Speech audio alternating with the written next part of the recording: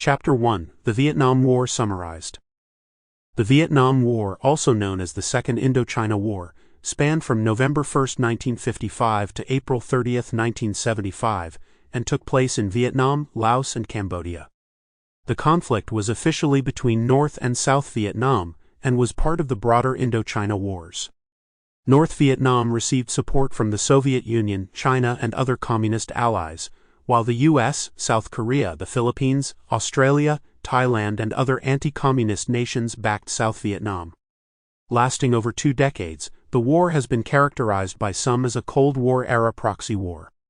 It included not only the battle in Vietnam, but also the Laotian Civil War and the Cambodian Civil War, leading to all 3 countries becoming communist states by 1975.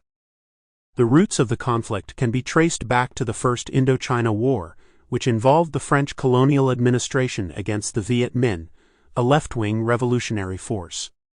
After the French forces' departure from Indochina in 1954, the United States assumed financial and military support for the South Vietnamese government. The Viet Cong, VC, also known as the National Liberation Front, NLF, emerged in South Vietnam as a common front and began a guerrilla campaign with guidance from North Vietnam. North Vietnam invaded Laos in the mid-1950s to support the insurgents and constructed the Ho Chi Minh Trail for supplying and reinforcing the Viet Cong. Under President John F. Kennedy's Military Assistance Advisory Group (MAAG) program, U.S. involvement escalated from fewer than 1,000 military advisors in 1959 to 23,000 in 1964.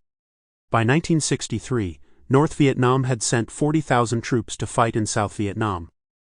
The Gulf of Tonkin incident in early August 1964 involved an alleged collision between a U.S. destroyer and North Vietnamese swift attack craft. In response, the Gulf of Tonkin Resolution was passed, granting President Lyndon B. Johnson broad authority to escalate American military involvement in Vietnam. This led to the deployment of combat units and a significant increase in force levels to 184,000 by Johnson.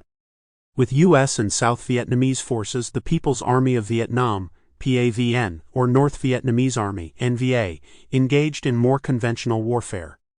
However, despite a substantial military buildup, the U.S. faced challenges in achieving success, leading to doubts about victory by U.S. Secretary of Defense Robert McNamara, one of the war's key architects, by the end of 1966.